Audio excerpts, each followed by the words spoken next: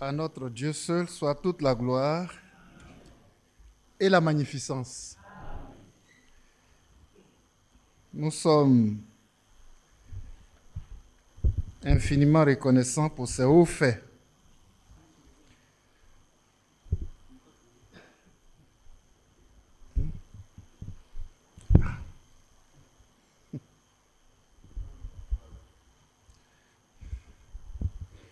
Que Dieu nous bénisse. Réveille-toi, toi qui dors. Amen. Réveille-toi d'entre les morts et Christ t'éclairera. Certainement que s'il nous a fait grâce pour que nous soyons ici, ce n'est pas pour dormir. C'est pour que Christ soit glorifié. Amen. C'est des choses merveilleuses qu'on a entendues jusqu'à maintenant. Voyez, de la bouche de son serviteur. Pour nous, frères et sœurs, c'est très important. Il s'agit, en ces temps où nous sommes, de comprendre que c'est des choses très sérieuses. Il s'agit de vivre la préparation comme Dieu le veut, pas comme nous voulons.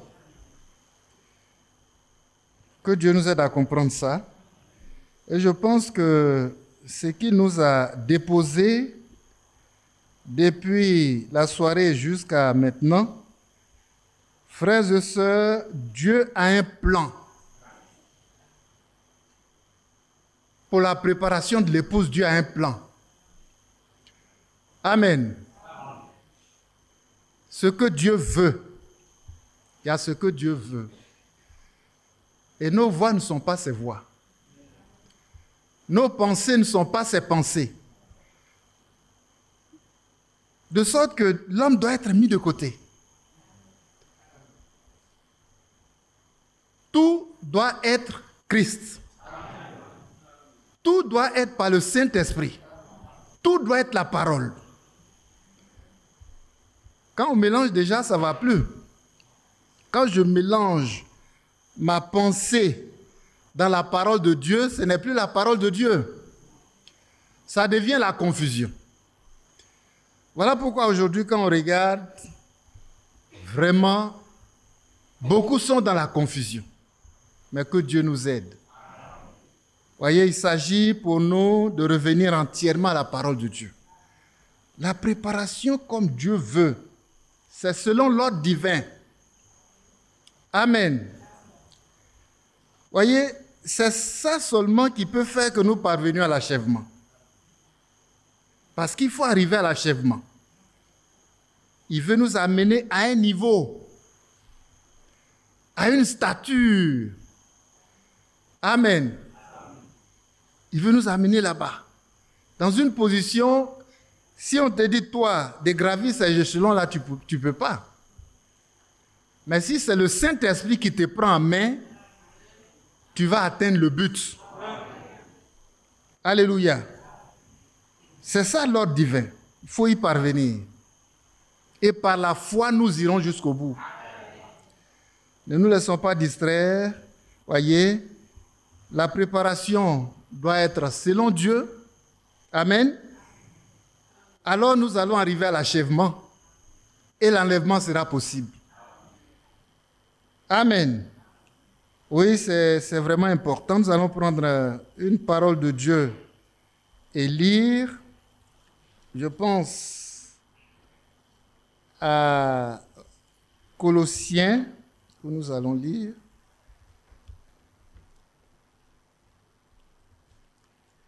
La parole de Dieu.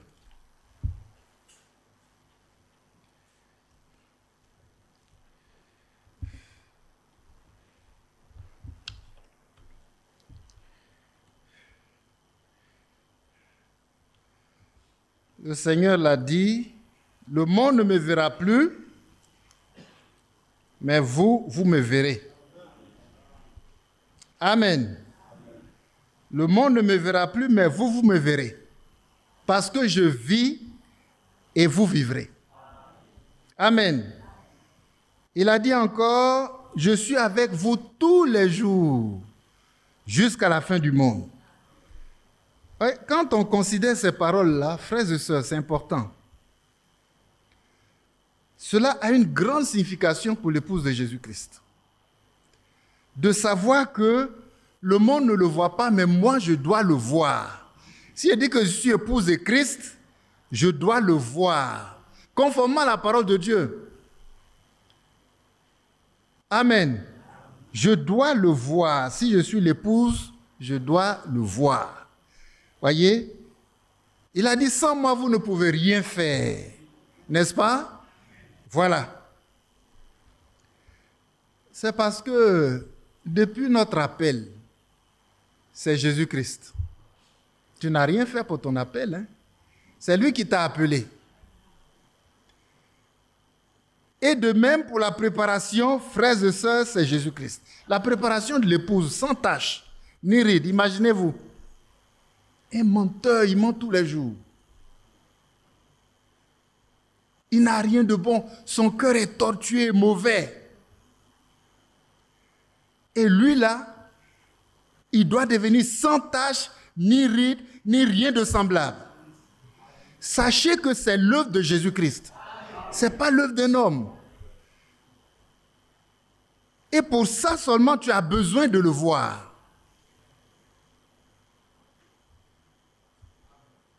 Est-ce que je me fais comprendre? Tu as besoin de le voir. Bien souvent, on pense que c'est vrai, on est là, on entend. Alors je dois faire ce que je peux. Non, il ne s'agit pas de faire ce que tu peux. Il s'agit de t'abandonner dans ses mains parce que c'est son ouvrage. Amen. La préparation, ce n'est pas Jésus-Christ. Amen. L'achèvement aussi, ce n'est pas Jésus-Christ. On va lire. J'ai dit Colossiens, chapitre 2.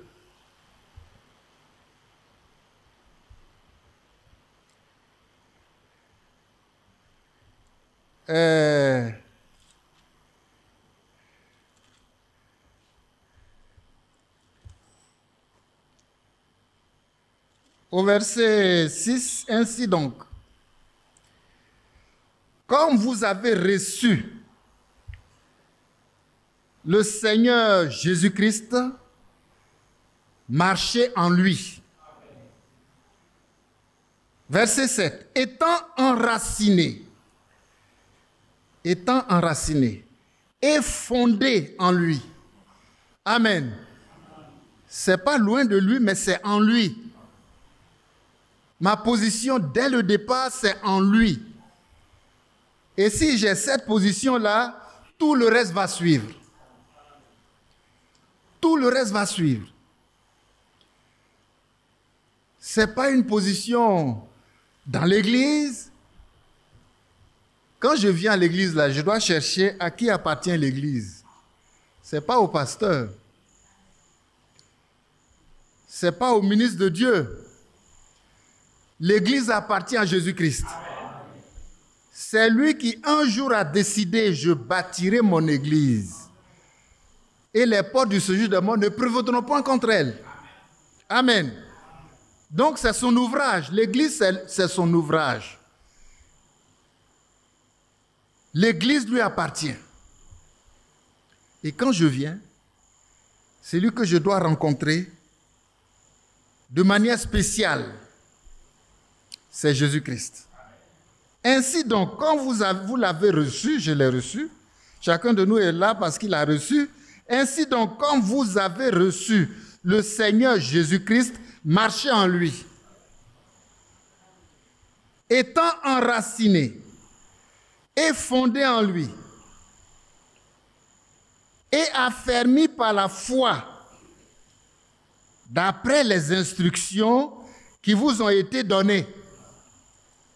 Et les instructions là, c'est sa parole, hein?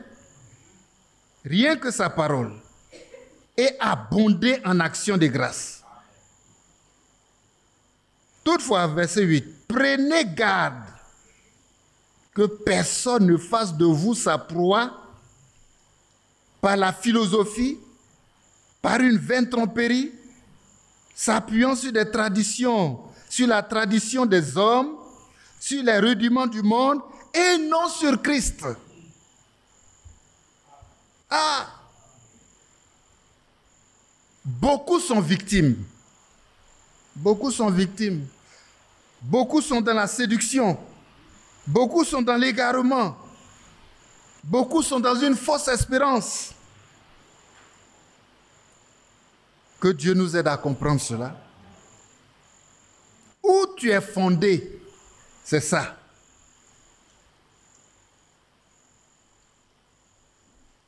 Où tu es fondé, ta vie là, chrétienne, comme tu le dis, c'est bien de dire que je suis chrétien. C'est une bonne chose. J'ai cru, j'ai donné ma vie à Christ. On le dit si bien. Mais souvent, ce n'est pas vrai.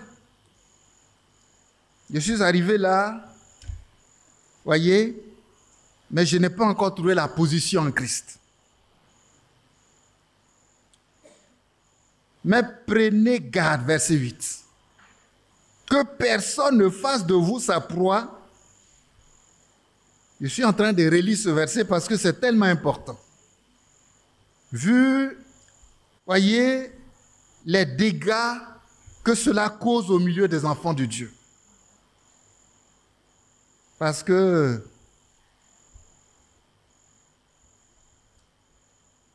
ils se sont détournés de Christ.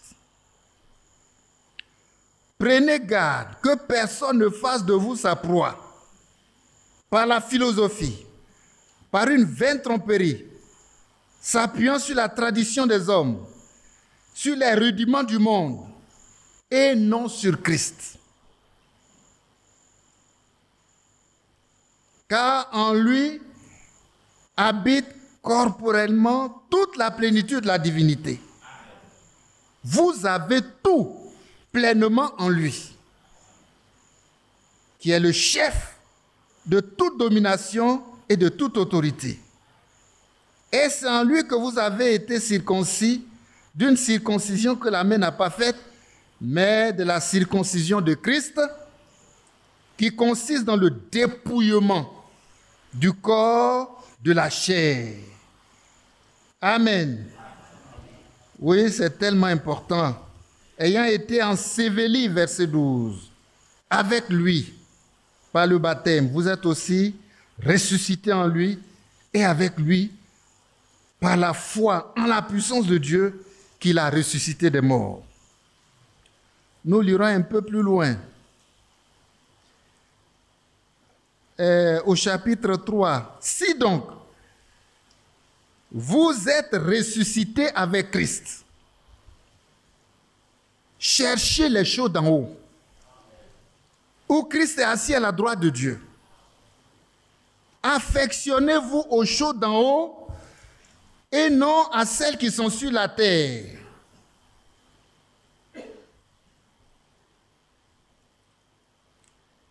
Car vous êtes morts et votre vie est cachée avec Christ en Dieu. Amen. Quand Christ, votre vie paraîtra, vous paraîtrez aussi avec lui dans la gloire. Oh, gloire soit rendue à son nom. Faites donc mourir les membres qui sont sur la terre. L'impudicité, l'impureté, les passions, les mauvais désirs, la cupidité qui est une idolâtrie. C'est à cause de ces choses que la colère de Dieu vient sur les fils de la rébellion, parmi lesquels nous marchions autrefois, parmi lesquels vous marchiez autrefois lorsque vous viviez dans ces péchés.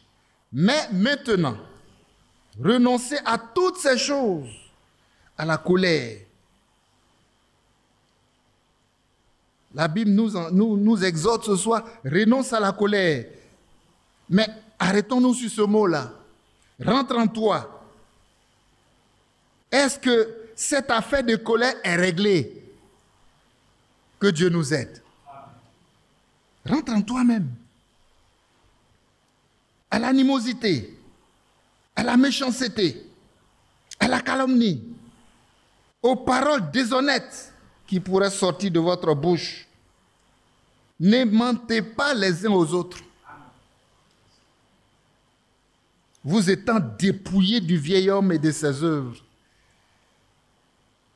Dites-moi, quand on a rencontré Christ, le vieil homme là, il reste en nous ou bien Christ l'a mis quelque part pour nous aider à ne plus subir, voyez, sa loi, à ne plus subir ses sentiments, ses désirs, ses pensées, sa nature de péché. Où est-ce que Christ l'a mis? C'est une question, hein? Il l'a mis où? Il est encore là?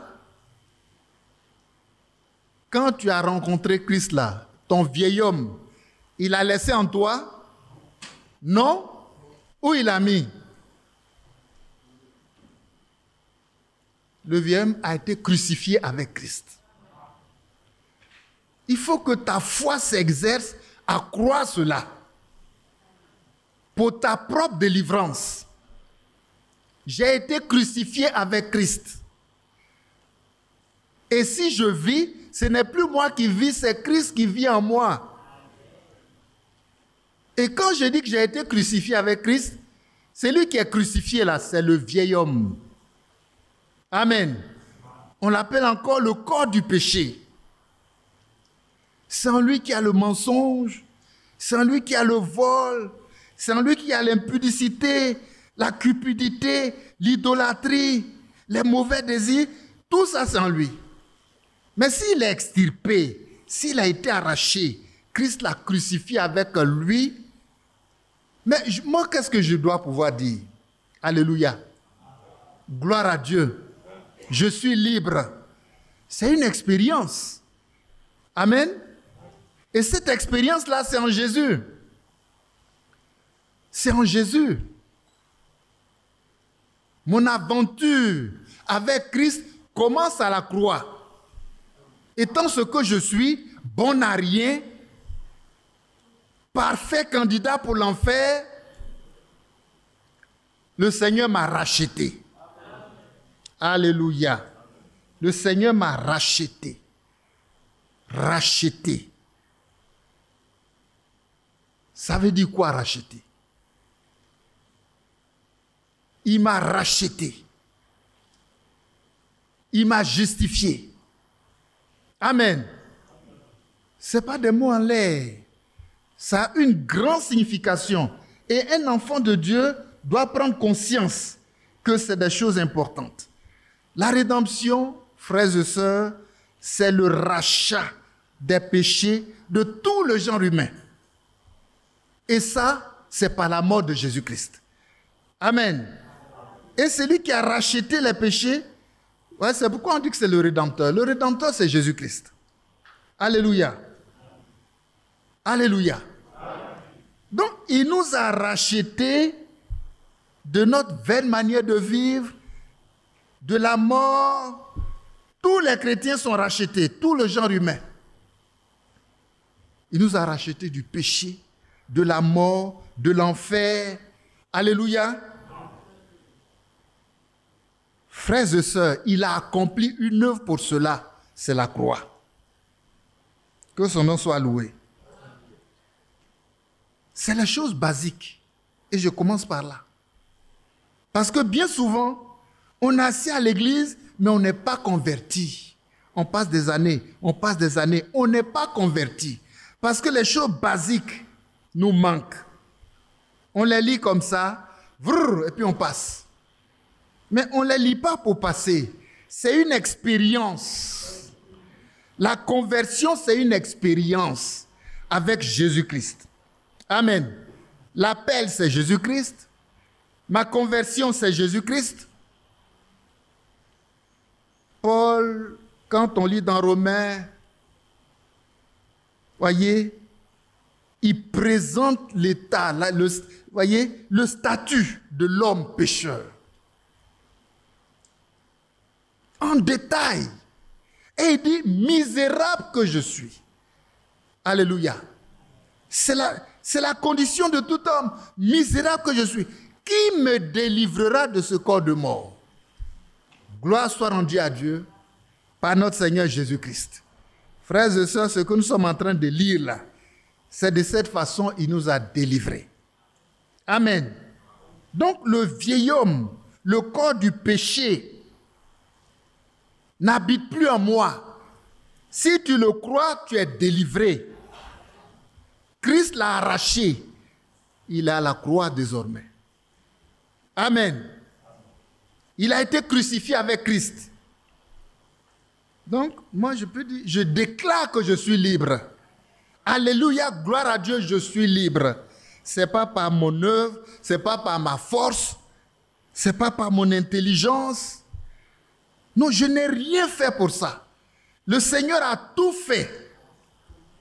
Amen. C'est l'œuvre de Golgotha. Il nous a rachetés. Il nous a rachetés. Amen. Et si cette œuvre est accomplie, mais c'est facile que je puisse me dépouiller. Parce que il y a l'habitude de mentir qu'il a mis sur moi, sachant que l'esprit qui est dans le vieil homme, qui n'est plus en moi, qui est à la croix de Golgotha, là où ma foi le met là, c'est là il reste. Je ne sais pas si on se comprend. Hein? Quand je crois qu'il est crucifié, il est vraiment crucifié. Amen. Mais si tu ne crois pas qu'il est crucifié, tu le traînes encore. Et tu vas le subir. Mais il est crucifié avec Christ. Amen. Si je vis, ce n'est plus moi qui vis. Que son nom soit loué.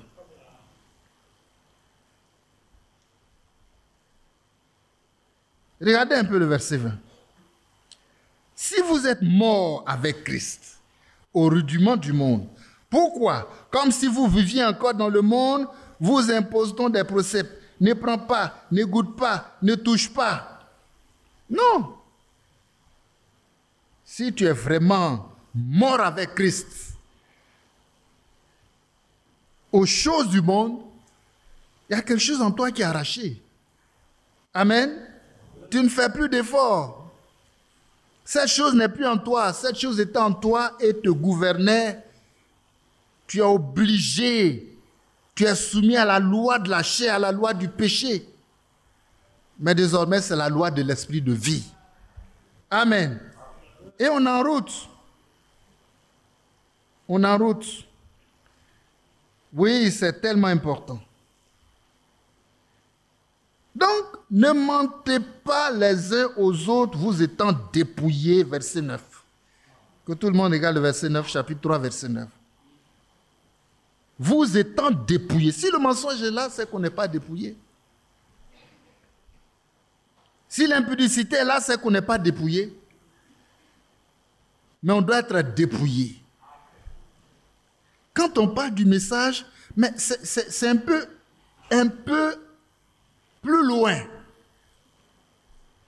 Parce qu'il faut être converti pour comprendre le message, pour vivre le message. Amen. Ça commence par là. Ça, c'est les éléments basiques, les éléments de base. C'est le point de départ. Que le Seigneur nous aide vraiment à comprendre ça. Dépouiller. Dépouiller. Comme c'est écrit, ce que Dieu veut, c'est notre sanctification. C'est que chacun de nous sache garder son corps, voyez, dans la vérité, dans l'honnêteté, dans la pureté. C'est-à-dire parce que tu sais que ce qui peut te faire pécher là, Jésus-Christ l'a arraché. Ta délivrance est accomplie. Amen. Alors, si ce qui est charnel là est quitté, alors ce que Dieu est là, il peut mettre ça en toi maintenant. Mais c'est vers là que nous allons. C'est par étapes. La première étape, c'est que Christ a pris ce que je suis, mon vieil homme à la croix, il a cloué pour qu'il ne revienne plus. Amen. Et sachez que quand le Seigneur l'a cloué, il ne peut plus revenir. Il reste là où le Seigneur l'a mis. Alors, désormais, lui aussi, il peut mettre en moi ce qu'il est lui-même. Voyez, il peut déverser en moi sa nature.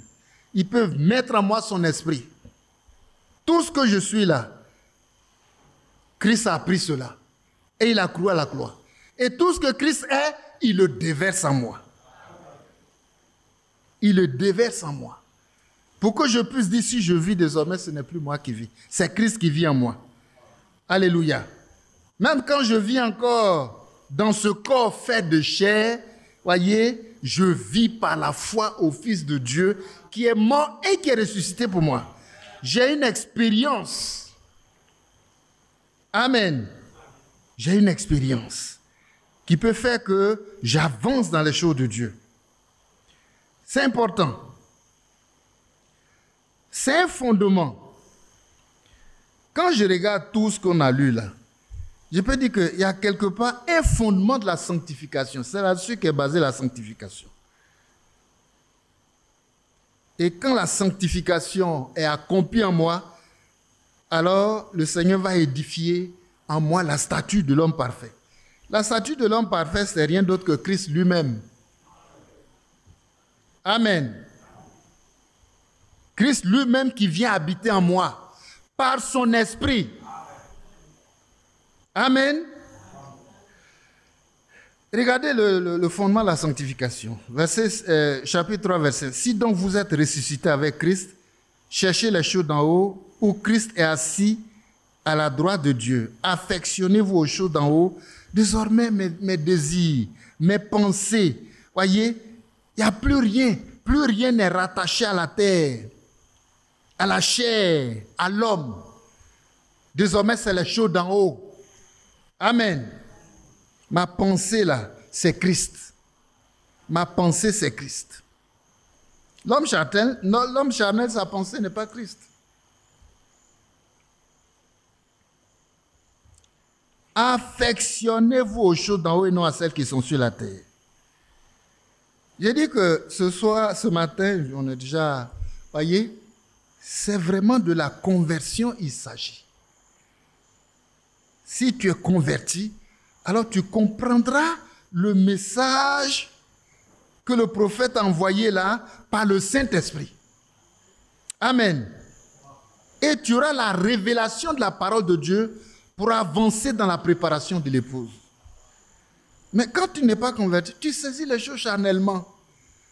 À chaque réveil, quand Dieu envoie une parole de réveil par un prophète, frères et sœurs, cela accouche toujours des jumeaux. Il a dit, il y a le charnel et il y a le spirituel. Les deux ne vont pas hériter la même chose. Si il est charnel, ça veut dire qu'il reçoit les choses dans la chair, il n'est pas converti. Il n'est pas converti. Mais c'est celui qui est spirituel là, c'est lui qui est converti. Et parce qu'il reçoit les choses par l'Esprit de Dieu, frères et sœurs, il marche dans la révélation de la parole de Dieu. Les deux n'ont pas la même vie, parce qu'ils ne viennent pas du même endroit. Il y a un qui a fait une expérience de conversion avec Jésus-Christ. Voyez, le point de départ, c'est Christ. Que Dieu nous aide.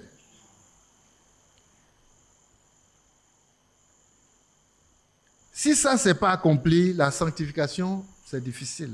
Parce que ce n'est pas ta force humaine qui va te sanctifier. Mais c'est l'œuvre de Golgotha qui me libère du péché. Alléluia. Et l'œuvre de la sanctification, c'est le Saint-Esprit qui me conduit dans toute la vérité de la parole. Et la parole habite en moi, dans toute sa richesse. La parole que je crois habite en même temps en moi. C'est comme si tu as pris. Ça devient ta propriété. Amen. Oui. Si vous êtes, verset 3, si vous êtes mort avec Christ, votre vie est cachée avec Christ en Dieu. Alors, quand ta vie est cachée là, avec Christ en Dieu, mais il n'y a pas de coffre-fort qui dépasse ça. Dites-moi, comment le diable peut t'atteindre encore? Toi-même là, est-ce que tu connais ta position en Christ? Tu sais où il t'a mis? Mais ça dit que tu es barricadé. C'est pas possible. Le diable ne peut plus t'atteindre. Maintenant qu'ils sont là, qui sont encore craintifs, il y a le sorcier, il y a ceci, il y a le diable. Vraiment, on ne sait pas comment ça va se passer. Et puis il craint. Ce que tu crains, c'est ce qui t'arrive. Hein? Mais le chrétien marche par la foi. Il sait en qui il a cru. Il sait où Christ l'a mis. Lui, là, il est caché. Le diable ne peut pas l'atteindre. Que Dieu nous aide. Quand Christ, votre vie, paraîtra, alors vous paraîtrez aussi avec lui dans la gloire. Tout est Christ. Tout est Christ. Amen. La foi de Christ, la parole de Christ habite en toi, la vie de Christ est en toi. Voyez? Et j'ai dit, pour moi, vivre, c'est Christ. Gloire soit rendue au Seigneur. Amen. On va lire un autre passage pour avancer, où le frère a posé une question très importante, et c'est par là que nous allons terminer. Il dit, quelle sera l'issue? L'issue de l'Église épouse de Jésus-Christ. Quelle va être l'issue? Quelle va être l'issue? Il a prêché ce message le 31-12-1989. 31-12-1989 à 10 heures. L'essentiel, la substance de ce qu'il a déposé, c'est quelle sera l'issue. C'est-à-dire comment les choses vont finir. Quelle est l'issue finale de l'Église de Jésus-Christ? Voilà. Quelle sera la fin, si vous voulez? Quel sera le sort final? Frères et sœurs, c'est important. Parce que, comme j'ai dit, quand tu as pris le départ et que ta position en Christ est claire, ça veut dire que tu es fondé dans la parole de Dieu. Tu n'es pas quelqu'un qui est vacillant, voyez, qui est léger, qui est ballottant. Voyez, facilement, les vents de doctrine peuvent te souffler à gauche, à droite, mais réellement, ta foi est fondée, enracinée. On l'a lu, non? Enracinée. Étant enraciné, fondé en lui. Il y a 3 mots. Je cherche le verset. C'est le verset 6 et 7 du chapitre 2 de Colossiens. Tout à l'heure, on l'a lu. Il faut que tu sois enraciné. Parce que des vents vont souffler. Et des grands vents, des tourbillons même. J'ai entendu ce mot ce soir, la bouche de son serviteur. Voyez, souffle. Et le tourbillon est très méchant. C'est un vent qui tourbillonne.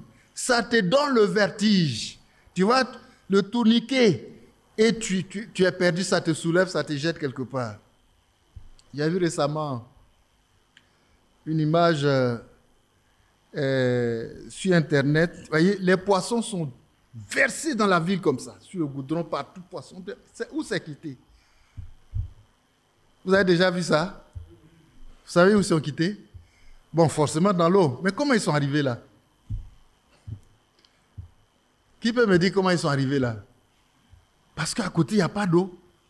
Et puis du ciel, le poisson tombe. Pensez qu'il y a un poisson dans le ciel. Vous savez comment ils sont arrivés là? Hein? Ah. Mais en fait, ce n'est pas des trucages. Hein? Qui a déjà vu une telle image? Le frère a vu, certains autres ont vu. Mais c'est le tourbillon. C'est-à-dire, dans l'eau là-bas, il y a un grand vent qui a fait tourner l'eau et qui a soulevé les poissons. Le même vent, le même tourbillon frères et sœurs, souffrent dans le message. Donc si tu es léger, ça va t'emporter. Que Dieu nous aide à être fermes. Fermes. Non, ça va souffler. Parce que le diable ne joue pas.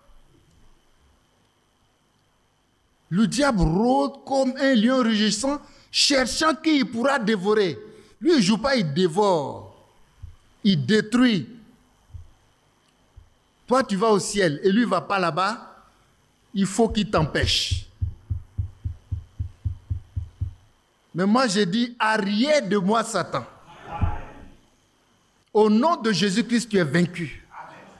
Regardez où il nous a cachés. C'est des versets qu'il faut retenir. Donc, quand ça commence à être dur sur toi, tu te rappelles tes fondamentaux. Amen. Il y a des paroles de Dieu là.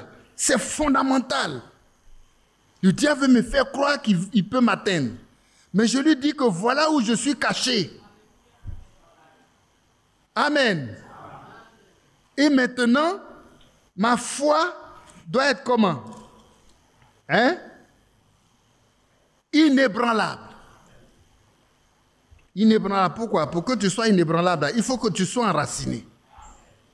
L'encre de ta foi descend, traverse des couches, et va se planter dans la terre, au fond de la mer là-bas. Un bateau qui est là comme ça, qui tombe, c'est ça la technique. Voyez? Pour que le bateau ne soit pas emporté, il jette son ancre, il reste là. Mais si l'ancre tombe dans la vase, dans la boue, en bas de l'eau, là, il y a la boue. C'est pas consolidé. C'est pas solide. Si c'est dans ça que l'ancre tombe, dans la boue, là, il n'a rien fait. Il faut qu'il traverse et qu'il aille dans la terre ferme. Que Dieu nous aide. Toi aussi, ta foi a une encre. Lisons là le verset 6 et 7 au chapitre 2 de Colossiens. Ainsi donc, quand vous avez reçu le Seigneur Jésus-Christ, marchez en lui. Amen. Donc, mon chemin, c'est Christ. Il y a tellement de passages, voyez, pour étayer cela. Verset 7. Étant enraciné et fondé en lui et affermi par la foi. Et affermi par la foi. Sinon, vous-même, regardez. Quand la parole nous avertit, votre ennemi, le diable, rôde, cherchant qui il pourra dévorer, la parole ne s'est pas arrêtée là. La parole, en même temps, nous a donné la conduite à tenir pour être vainqueur. Résistez-lui avec une foi, comment? Une foi fleque. Parce qu'il y a trop de foi, hein? Mais votre foi doit être ferme. Vraiment ferme. Et qu'est-ce que le diable fait? Qu'est-ce que le diable fait devant toi? Devant toi. Devant ta foi ferme là, il fait quoi? Il fuit loin de toi. Parce qu'il sait que toi là, on ne peut rien faire avec toi. Donc il ne perd pas son temps. Que Dieu nous aide à être conforme à sa parole. Une foi ferme qui résiste. Et même dans l'épreuve, quand la foi de Job a été éprouvée, ça n'a pas été facile. Mais il est resté ferme. Il est resté ferme. C'est vrai, dans la douleur, il a bavardé. Mais il est resté dans les limites. Voyez, il n'a pas exagéré. Sa femme a dit, maudit Dieu, meurt. Il a dit insensé.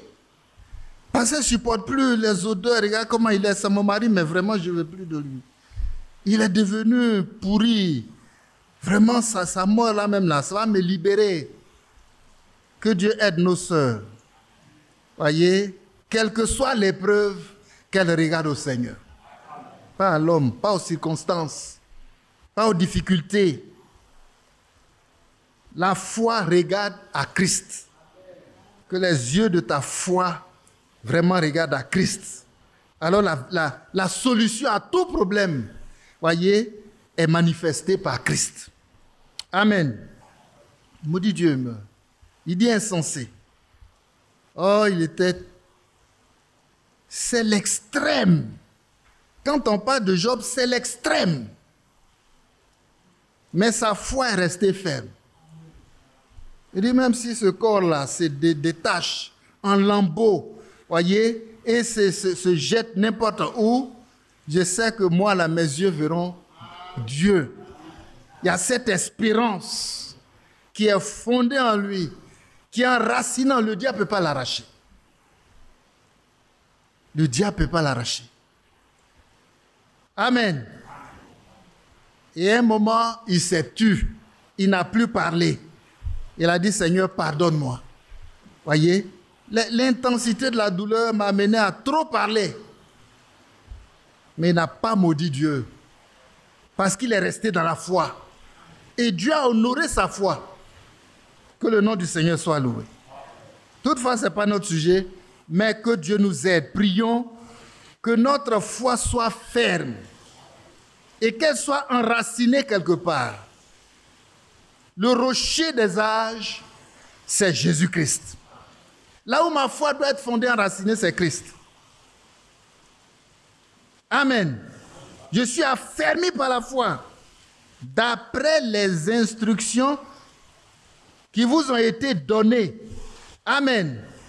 Donc la foi, là, travaille dans la parole de Dieu. Les instructions qu'on reçoit, là, c'est par la parole. Nous devons faire toutes choses par la parole. Amen. Tout par la parole de Dieu.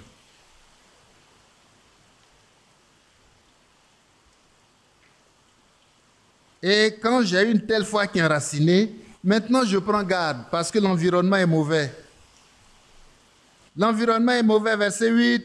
Prenez garde que personne ne fasse de vous sa proie par la philosophie, voyez, par une vaine tromperie, s'appuyant sur les traditions des hommes, sur les rudiments du monde et non sur Christ.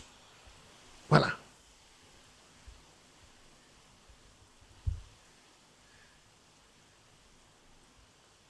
Lisons Jacques.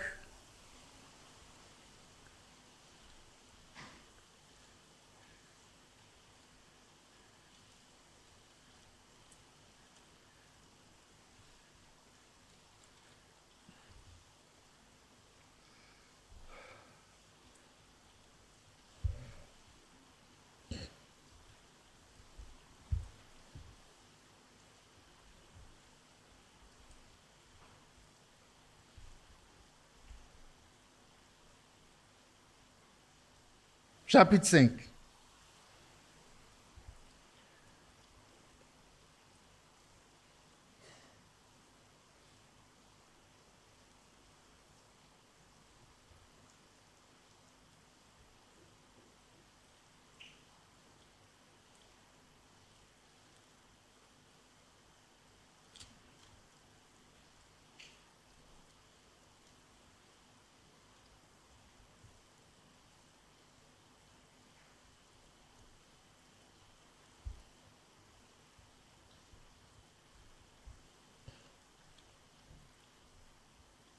Le verset 7 et 8.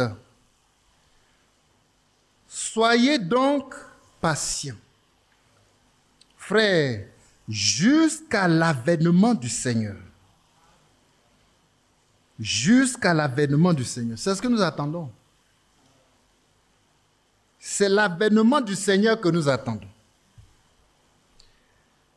Voici, le laboureur attend le précieux fruit de la terre, prenant patience à son égard, jusqu'à ce qu'il ait reçu les pluies de la première et de l'arrière-saison. Disons amen à ça. Les pluies de la première et de l'arrière-saison. Vous aussi, soyez patients. Affermissez vos cœurs, car l'avènement du Seigneur est proche. Ne vous plaignez pas les uns des autres, frères, afin que vous ne soyez pas jugés. Voici, le juge est à la porte. Le juge est à la porte. Verset 10. Prenez mes frères pour modèle de souffrance et de patience les prophètes qui ont parlé au nom du Seigneur. Voici, nous disons bienheureux, ceux qui ont souffert patiemment. Vous avez entendu parler de la patience de Job et vous avez vu la fin que le Seigneur lui accorda. Car le Seigneur est plein de miséricorde et de compassion. Que Dieu bénisse sa parole. Voilà. Donc nous attendons l'avènement du Seigneur. Et ce que nous savons déjà est écrit ici, à savoir l'avènement du Seigneur est proche. Et aujourd'hui nous disons qu'il est à la porte. Que Dieu nous aide. Et on ne doit pas être, à cause de ça, voyez, paniqué. Aujourd'hui, il y a un vent de panique qui saisit les enfants de Dieu et il court dans tous les sens. Mais ne courez pas dans tous les sens. Parce que notre chemin n'est pas dans tous les sens. Notre chemin là, c'est uniquement dans la parole de Dieu. Oui, oui. C'est pas à gauche, à droite, c'est pas dans tous les sens. Voyez, aujourd'hui, quand tu regardes un chrétien, ils sont embrouillés. L'avènement du Seigneur arrive, comment je vais faire? Bon, je suis là. Donc, finalement, on se regarde les uns les autres, et puis on dit non, les frères là, ils font pas bien. Et puis on est là. C'est quel verset là? Verset 9. Ne vous plaignez pas les uns des autres. Ils vous disent non, les frères là, c'est eux, ils ne font pas bien. Ceux-là, ils ne sont pas bons. On ne parle que des frères. Attendez. C'est le Seigneur qui vient ou bien c'est des frères qui viennent? Non, ceux-là ne sont pas dans la vérité. C'est ceux-là. Et partout, c'est des plaintes. Vous allez rentrer dans toutes les assemblées, c'est des plaintes. On se plaint seulement. On se plaint seulement. Sachez que quand les gens sont en train de se plaindre là, c'est qu'ils n'ont pas l'Esprit de Dieu. Quand tu as l'Esprit de Dieu, la parole dit que c'est dans le calme et la confiance que sera ta force. Tu es serein. Tu sais en qui tu as cru. Le sujet, ce n'est pas les frères. Même s'il y a un frère à côté de toi que ça ne va pas chez lui, tout ce que tu peux faire, si tu as l'Esprit de Dieu, tu pries pour lui dans l'amour. Va vers ton frère. Si tu l'as gagné, tu as fait une bonne œuvre. Mais si tu ne peux pas le gagner, prie pour lui. Est-ce que tu as besoin de faire de ton frère ton sujet? Que Dieu nous ramène à sa parole. Que Dieu nous ramène à sa parole. Vous savez que le chant là, on n'a pas lu tous les versets dans ce passage de Jacques, mais il nous a fait voir que c'est un peu comme le semeur. Voyez, plus loin, on voit ça. Le chant, le Seigneur a fait s'aimer la bonne semence. Mais il a dit que l'ennemi est venu s'aimer l'ivraie. Et quand ils ont vu l'ivraie, il y a un peu de différence, mais voyez, quand c'est à l'étape végétative, c'est-à-dire où les plantes n'ont pas encore porté du fruit, là, les deux se ressemblent. Il dit non, laissez l'ivraie. Voyez, de peur que vous n'arrachiez la bonne semence, qui est le blé, laissez livrer. Mais à la moisson, les fruits ne sont pas pareils. Et les deux sont pareils au plan de la tige, des feuilles, tout ça, mais ils ne portent pas les mêmes fruits. Donc c'est avec les fruits, là, on va faire la différence. Avant la moisson, il va dire à ses moissonneurs, allez, arrachez tout l'ivraie, jetez au feu. Et amasser, n'est-ce pas, voyez, le bon fruit dans mon grenier. Alléluia. Donc dans l'église, il y a tout. Que Dieu nous aide à nous concentrer sur sa parole, à nous concentrer sur nous-mêmes. Amen. Et ce que je peux faire pour mon frère ou ma soeur, c'est de prier pour lui. C'est d'aller pour dire, frère, lève-toi. Ce n'est pas le temps de dormir. Voyez? Parce qu'il y a une menace sur nous. Il faut reconnaître qu'il y a une menace, c'est un temps d'assoupissement. Que tu le veuilles ou non, c'est comme ça. Pourquoi? Parce que la parole le dit. Allez-y voir dans Matthieu 25. Lorsque l'époux tardait, toutes, vierges sages, vierges folles, toutes s'assoupirent et s'endormirent. Il y a cet esprit-là, qui menace. Donc tout est comme, voyez, au ralenti. Mais quand tu as l'Esprit de Dieu en toi, tu ne peux pas être ralenti. Parce que ta vie ne dépend pas de toi. Ta vie dépend du Saint-Esprit qui te conduit. Et toi, tu obéis. Amen. Et tu travailles à ton salut avec crainte et tremblement, sachant que le Seigneur, il vient. C'est annoncé. Alléluia. Mais quand l'esprit d'assoupissement est là, tout est au ralenti comme ça, c'est lui qui n'a pas l'esprit de Dieu là. Il pense que c'est une récréation. C'est eux qui sèment du trouble. Quand il prend la parole de Dieu là même, il tord ça comme ça. Et il s'égare. Beaucoup de difficultés. Mais celui qui a l'esprit de Dieu, il fait tout par la parole de Dieu. Parce que le Saint-Esprit a une seule caractéristique, il ne peut pas avoir deux. Il conduit toujours dans toute la vérité de la parole de Dieu. Il ne peut pas te conduire ailleurs. Et quand son esprit va venir, si tu l'as reçu aussi là, alors tu es heureux. Il va te conduire dans toute la vérité de la parole de Dieu. De sorte que tout ce que tu fais, en pensée, en action, c'est au nom de Jésus-Christ. Tu le suis partout où il va. Que son nom soit loué. Mais quand tu n'as pas le Saint-Esprit, c'est un danger. C'est un danger. C'est eux qui sèment le trouble. Quand tu le vois décortiquer un frère, mais c'est pas pour, on dirait que c'est son ennemi. Mais que Dieu nous aide à ne pas avoir d'ennemis. Si quelqu'un déclare qu'il est ennemi, si tu as le Saint-Esprit, tu aimes tes ennemis. Tu vas subir, n'est-ce pas facile d'aimer quelqu'un, voyez, qui te critique, mais quand tu entends ce qu'il dit de toi, c'est méchant. Mais c'est sa nature. Il n'a pas encore connu le Seigneur. Tiens compte de ça. S'il parle comme ça, là, c'est qu'il n'a pas l'Esprit de Dieu. Mais c'est grave pour lui. C'est que je dois prier pour lui. Que Dieu nous aide. Je ne tiens pas compte de, voyez, mon nom qu'il traîne partout, dans la boue, voyez, les calomnies et tout ça, les paroles méchantes, les actions méchantes. Que Dieu nous aide. Parce que l'amour de Christ, c'est différent de l'amour des hommes. Hein.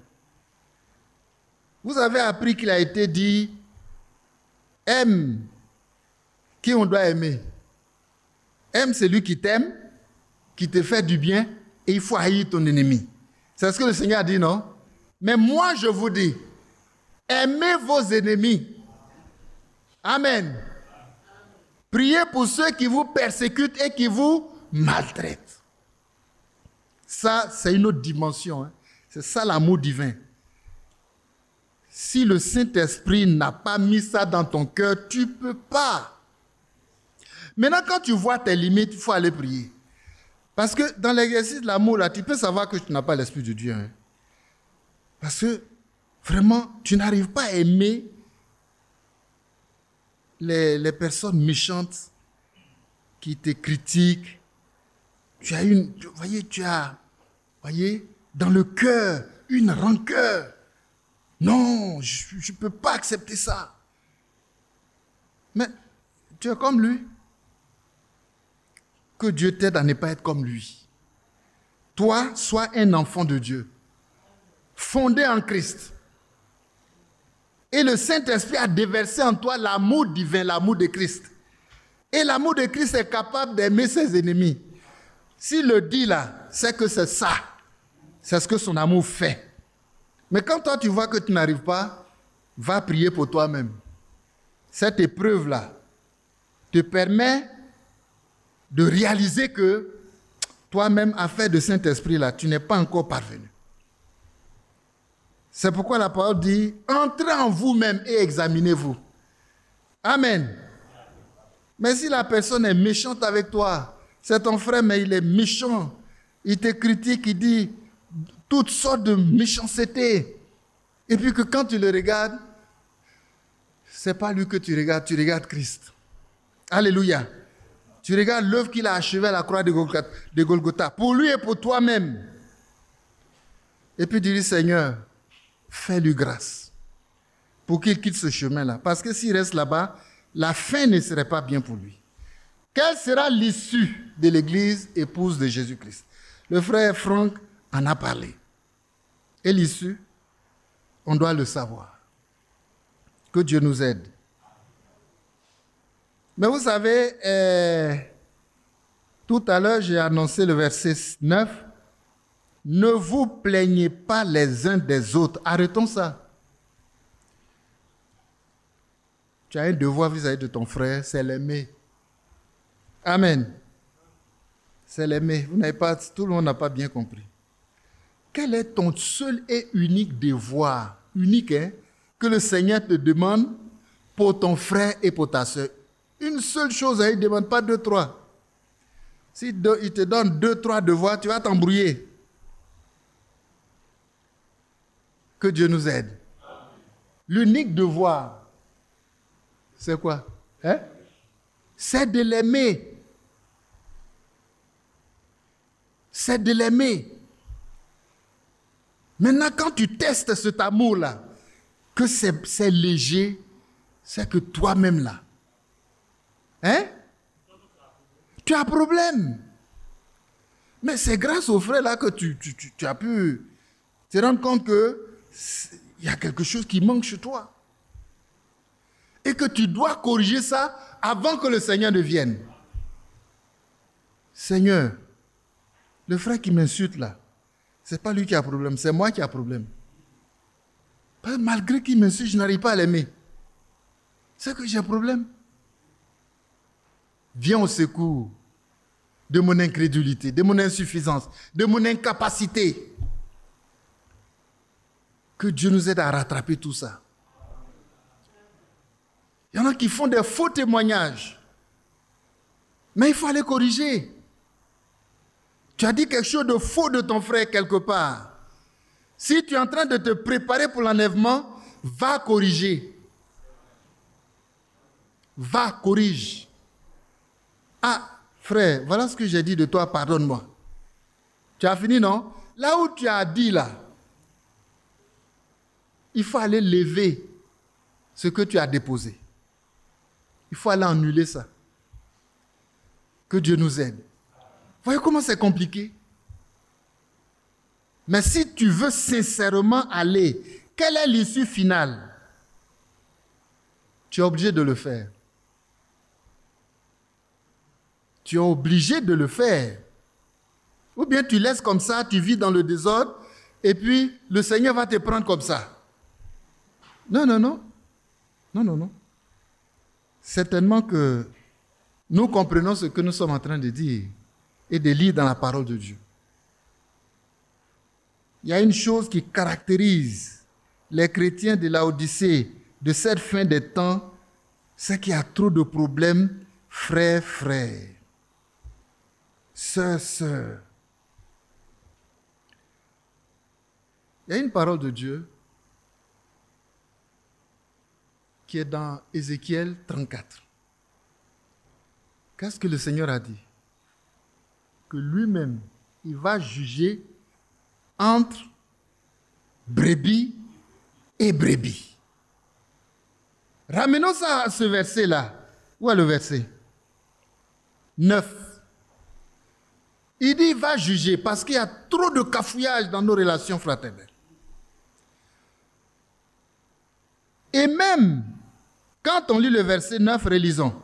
Ne vous plaignez pas les uns des autres, frères, afin que vous ne soyez pas jugés. Voici le juge est à la porte.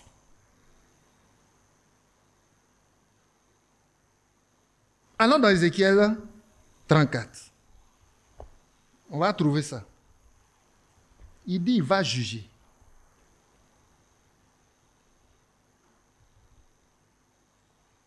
Qui a trouvé?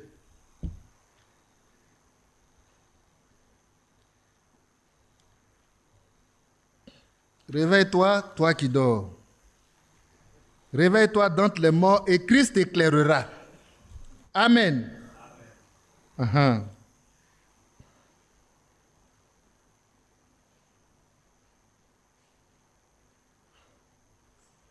Ézéchiel 34, verset 17. Notez cela. Et vous, mes brebis, ainsi parle le Seigneur l'Éternel, voici, je jugerai entre brebis et brebis, entre bélier et bouc.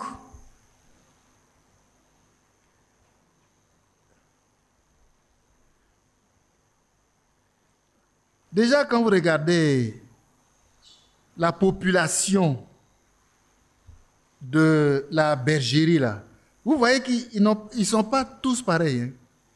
Il y a même des boucs dedans. Que Dieu nous aide à comprendre ça. Mais ceux qui appartiennent au Seigneur, là, c'est des brebis. Alléluia. Les boucs, là, font quoi là-bas? Mais ils sont là. Est-ce trop peu pour vous de paître dans le bon pâturage pour que vous fouliez de vos pieds le reste de votre pâturage? Est-ce que nous comprenons ça? Regardez un peu ce précieux message qu'on a reçu en ces temps de la fin. Il y en a qui mangent et puis ils marchent dedans, ils piétinent, ils foulent, ils piétinent, ils mélangent tout.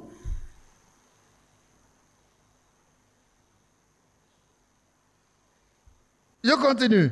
De boire une eau limpide. L'eau limpide, c'est l'eau qui est propre. C'est clair, c'est propre. Et quand il finit de boire, pour que vous troubliez le reste avec vos pieds. C'est tous les désordres qu'il y a au milieu des enfants de Dieu. La parole de Dieu qu'on cafouille, qu'on mélange. C'est comme on a piétiné de la nourriture. On continue de lire. Et du verset combien? 19. Combien? 19. Et mes brebis doivent paître ce que vos pieds ont foulé et boire ce que vos pieds ont troublé. C'est pourquoi ainsi parle le Seigneur l'Éternel. Voici, je jugerai entre la brebis grasse et la brebis maigre.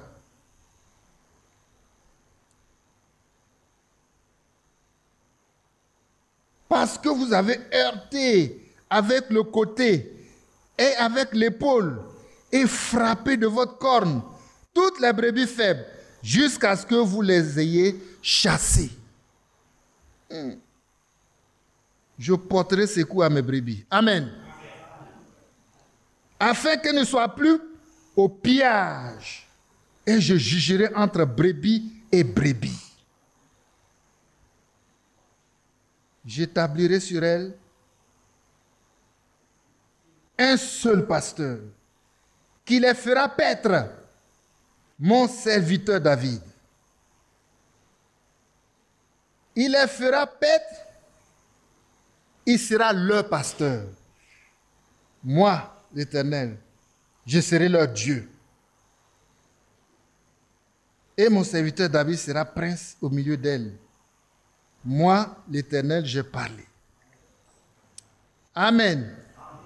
Continuons. Je traiterai avec elle une alliance de paix et je ferai disparaître du pays les animaux sauvages. Elles habiteront en sécurité dans le désert et dormiront au milieu des forêts. On peut continuer à lire.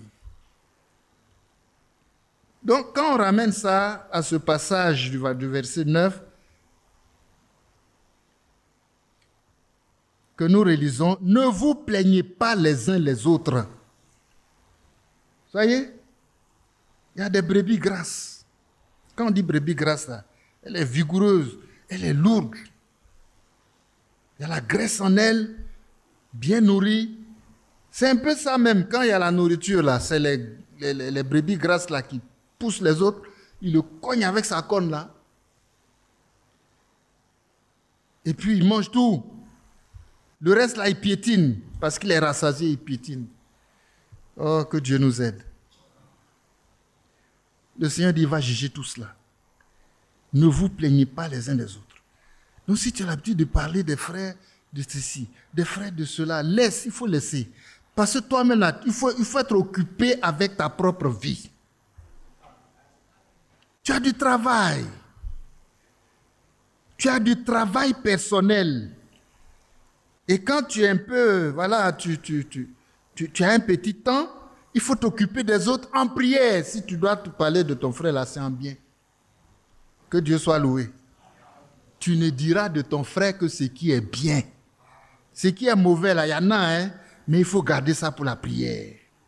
Que Dieu nous aide. C'est là on dit que tu l'aimes, tu es rempli d'amour. Mais nous, là, c'est ce qui est mauvais, là, qui est devant. Ce qui est bien, là, même, on cache. Parce qu'on veut le gâter au maximum. Tu es méchant. Le Seigneur va te juger pour ça. Et si c'est ce que tu es, ce matin-là, répands-toi. Amen. Répands-toi sincèrement. Seigneur, j'ai trop péché contre les frères. Voilà ce que j'ai dit. Parfois, je suis allé faire des faux témoignages. Et à partir de ce matin, quand tu arrives là, tu commences à tout dénouer. Là où tu as attaché des faussetés, là, tu vas tout dénouer. Parce que tu es dans la préparation. Que Dieu nous aide à nous préparer. À nous préparer comme lui veut. Pas comme nous voulons. Amen. Quelle est l'issue finale? Ça va finir comment? Ça va finir comment? Ça va finir dans la parole de Dieu. Si tu es dans la parole, tu feras partie. Mais si tu n'es pas dans la parole, toi-même tu t'es disqualifié. Que Dieu nous aide à revenir et que le Seigneur nous ramène l'issue finale. L'issue là, c'est la parole de Dieu. L'époux de Jésus-Christ, vraiment, l'issue finale de l'époux de Jésus-Christ. Si tu es dans la parole, sincèrement, tu vas faire le travail comme Dieu veut. Amen. Si tu es dans la parole. On va terminer avec un passage que je vais prendre dans Apocalypse.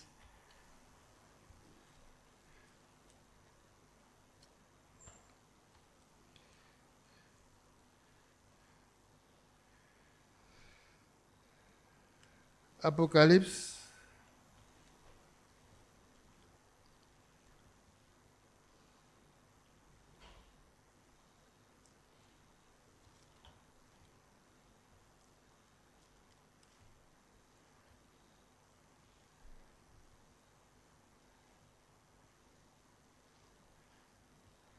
Oui, 19. Excusez-moi.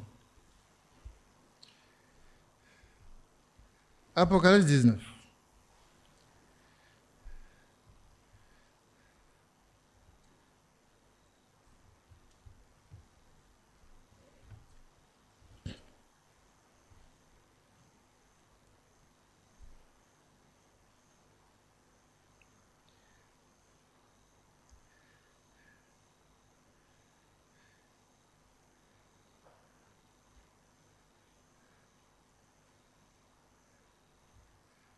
Oui, c'est le verset 7 qu'on lit, qu'on relit, parce que c'est cela qui s'accomplit pour nous. Réjouissons-nous et soyons dans l'allégresse et donnons-lui gloire, car les noces de l'agneau sont venues et son épouse s'est préparée. Amen. Et il lui a été donné de se revêtir d'un fin lin éclatant, pur, car le fin lin, ce sont les œuvres justes des saints. Amen. Amen. Voyez, le fin lin, ce sont les œuvres justes des saints. Le fin lin, ce sont les œuvres justes des saints. Le verset 9. Et l'ange me dit, écris, heureux ceux qui sont appelés au festin des noces de l'agneau. Et il me dit, ces paroles sont les véritables paroles de Dieu. Les véritables paroles de Dieu. Amen. Le ciel et la terre passeront, mais cette parole-là ne va pas passer. Elle va s'accomplir certainement. Amen. Et vous voyez, il lui a été donné, le fin lin qu'elle porte là, il lui a été donné. Il lui a été donné. Vous savez, dans ce passage de Jacques qu'on a lu, quand on pousse un peu, il est parlé du laboureur, le processus, voyez, de la terre et tout, et de la sémence et de la patience. C'est là qu'il a dit, soyez patients. Effectivement, quand on plante du maïs, on ne peut pas avoir le résultat aujourd'hui ou dans un mois, ou bon, peut-être dans quelques jours. On est obligé d'attendre le temps que ça doit prendre. Le processus doit courir. Voyez? Et il faut la patience. Mais aujourd'hui, nous ne sommes pas patients. On n'est pas patient avec nous-mêmes, on n'est pas patient avec les autres. En tout cas, c'est un problème. Que Dieu nous aide à être patients. À être patients. Parce que dans ce processus-là, toi, ton travail est minime. Mais pour qui est le fruit, celui qui travaille plus, c'est Dieu lui-même. C'est Dieu lui-même qui va créer le fruit. Toi, tu n'as fait que s'aimer. Tu n'as fait que s'aimer. Et pour s'aimer, il faut travailler la terre. Il faut donc que ce soit une bonne terre. Et la terre qui est ensemencée, c'est notre cœur. Il ne doit pas avoir des épines, des ronces. Voyez, tout cela, mon cœur est noyé, en tout cas envahi, étouffé. Non, non, non. Mais une bonne terre. Quand la parole tombe en moi, voyez, quand cette sémence de la parole tombe en moi, elle peut croître. Sinon, s'il y a des épines, des ronces, dès que la parole commence, elle est étouffée et la parole disparaît. Que Dieu nous aide. Il y a la pluie, il est parlé de la pluie de la première saison qui va faire germer. Amen. Ça ne vient pas de toi, c'est l'œuvre du Seigneur lui-même. Et ensuite, il y a la pluie de l'arrière-saison qui va faire que la plante va fleurir pour donner du fruit. C'est Dieu lui-même qui fabrique ça. Donc, en moi, il y a trop de choses que Dieu fait. Ce qu'il demande, c'est que je dispose mon cœur et que je reste dans la foi et dans l'obéissance. Et le reste, tout ce que la parole a dit là, ça va suivre. Le travail de Dieu s'accomplit naturellement lorsqu'il y a la foi et l'obéissance en chacun de nous. Voyez, je vais atteindre le but, je vais être achevé, une œuvre achevée. Je vais porter du fruit pour Dieu. Et ce fruit-là ira dans le grenier, voyez, du Seigneur dans le ciel. C'est comme ça que Dieu veut qu'on comprenne les choses de Dieu. Voyez, à chaque étape, il y a le travail de Dieu. Et le travail de Dieu ne peut pas se faire si je ne suis pas dans la parole de Dieu, si je ne suis pas là où il faut. Pour que le travail de Dieu se fasse, il faut être là où il faut. Quand la pluie tombe, si je ne suis pas là où il pleut, je ne peux pas en bénéficier. Que Dieu nous aide. Mais sans cette pluie de l'arrière-saison, l'achèvement ne peut pas se faire. Voilà. C'est lui qui a décidé de se présenter une épouse sans tache ni ride. Et c'est lui qui peut faire ce travail-là en chacun de nous. Pour que ce jour-là, nous ne soyons pas confus, éloignés de lui. Mais que lui-même, il puisse nous dire, bon et fidèle serviteur, rentre dans le repos. Comme le frère nous l'a montré, la fin sera secrète. Le Seigneur va traiter en secret. Voilà. Parce que Dieu sait ceux à qui. Dieu sait ceux qui lui appartiennent. Et Dieu va traiter secrètement avec eux pour finaliser son œuvre. Amen. Et il va les préparer à l'enlèvement. Les autres ne verront pas dedans. Je parle terre à terre. Les autres ne verront pas. Quand dans Matthieu 25, au verset 10, faisons très attention au verset 10. Allons et terminons là. Matthieu 25, verset 10.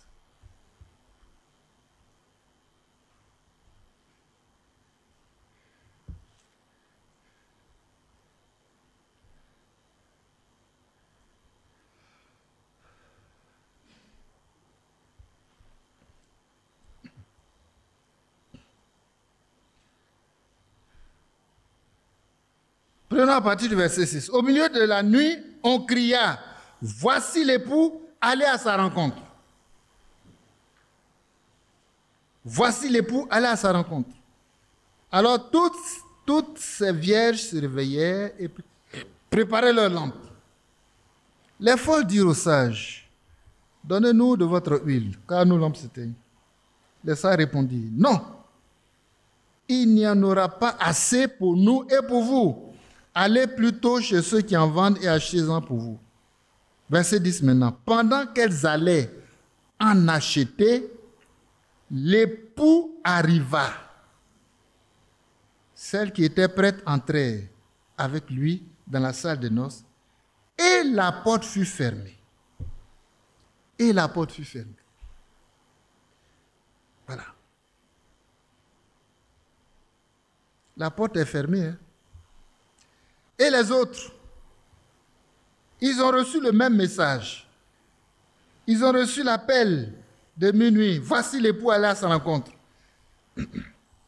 Mais ils n'ont pas la même préparation. Il y a un secret qui s'est passé entre la Vierge sage et le Seigneur lui-même et l'époux qui les a mis dans la position, voyez, d'achèvement. Amen. Mais c'est à ce moment-là, complètement à la fin, que la Vierge folle réalise que sa lampe ne peut pas briller, ne peut pas s'allumer. Le Saint-Esprit n'est pas là. Il va quémander, on ne quémande pas. On ne partage pas le Saint-Esprit. Le Seigneur donne son esprit à ceux qui lui obéissent. C'est lui qui donne. Un frère ne peut pas partager pour lui avec toi. Et voilà, complètement à la fin, c'est facile. Voilà. À la fin, quand ça va chauffer, bon, les frères, on va se dépanner entre nous. Ça ne marche pas. Il y a quelque chose de secret qui s'est passé entre la Vierge sage et le Seigneur. Elle est prête. Elle est prête.